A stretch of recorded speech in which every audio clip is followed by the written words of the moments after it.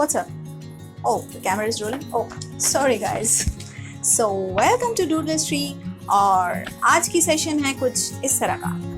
Tan ta tan.